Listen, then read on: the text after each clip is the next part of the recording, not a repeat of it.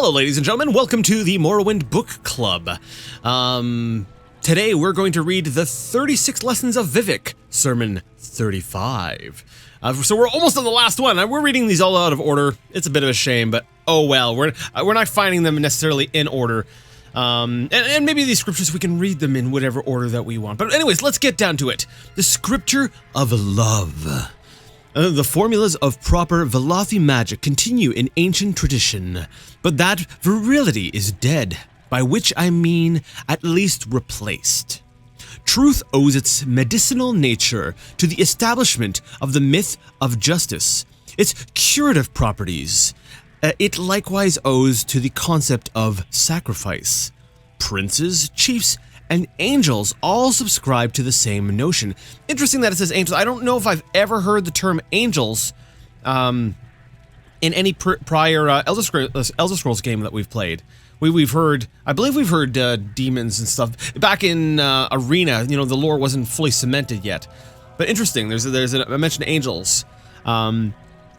Now, it might not seem like a big idea. You're like, oh, they just used a word. It doesn't necessarily mean there's angels in the world. But then if there's no angels in the world, where does the concept of angels come from? Interesting.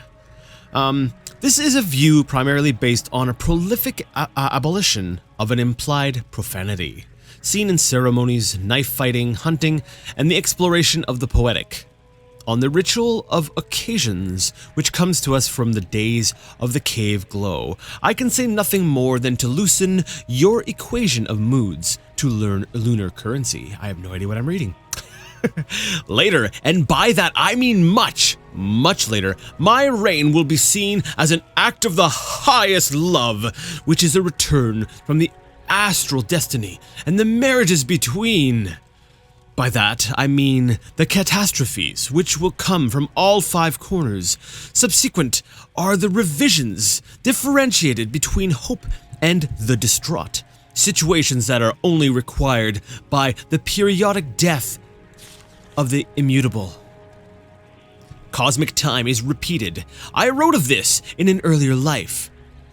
Now this is something written by Vivec himself, if I'm remembering. You know, these are the sermons of Vivec. So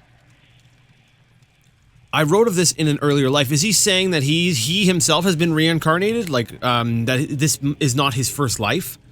And is this factual, or is this just him speaking? It's not really clear. But if you know, if we look at like the plot of the game, you know, it does seem to be revolving around this Nerevarine, and it seems like, you know, we might be this Nerevarine. We have to go through these tests and stuff. So there's a concept there of reincarnation, but we don't have anything concrete yet to really say for certain. Yes, there is reincarnation. Anyways. An imitation of submersion is love's premonition, its folly into the underworld, by which I mean the day you will read about outside of yourself in an age of gold. For on that day, which is a shadow of the sacrificial concept, all history is obliged to see me for what you are, in love with evil. Okay, they want to see me for what you are, meaning in love with evil. So is he, wait, so is he saying he's evil? No, he's saying that he's in love with evil. Maybe? I'll keep moving. To keep one's powers intact at such a stage as to allow for the existence of what can only be called a continual spirit. Make of your love a defense against the horizon. Okay, that next line is actually kind of cool, because it makes it seem like once you've attained a certain level of power, that your spirit might become continual. It might have that reincarnating power. Like it almost sounds like he's talking about the ascent to godhood. Make of your love a defense against the horizon. Pure existence is only granted to the holy, which comes in a myriad of forms. Half of them frightening, and the other half divided into equal parts, purposeless and assured.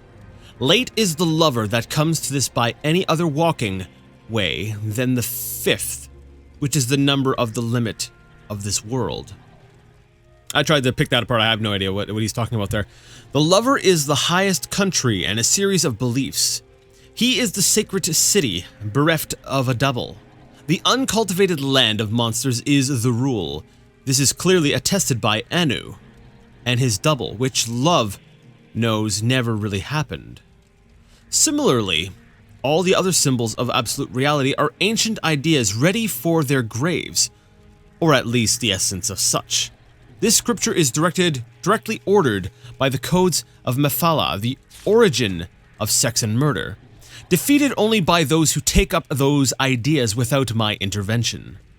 The religious elite is not a tendency or a correlation. They are dogma complemented by the influence of the untrustworthy sea and the governance of the stars, dominated at the center by the sword, which is nothing without a victim to cleave unto. This is the love of God, and he would show you more. Predatory, but at the same time instrumental to the will of critical harvest. A scenario by which one becomes as he is, of male and female. The magic hermaphrodite. Mark the norms of violence, and it barely registers. Suspended as it is by treaties written between the original spirits. This should be seen as an opportunity, and in no way tedious, though some will give up for it. Give up, for it is easier to kiss the lover than become one. The lower regions crawl with these souls, caves of shallow treasures meeting in places to testify by way of extension, when love is only satisfied by considerable, incalculable effort. The ending of the words is Almzivi. Interesting. All right, well, that was the 35th sermon of Vivec. All right, I'm gonna get back to the rest of my Let's Play. So, I'm pretty sure this episode's gonna come out after, so therefore you'll probably already have seen that playthrough. So, here's the book I read, and yeah, until next time, game on.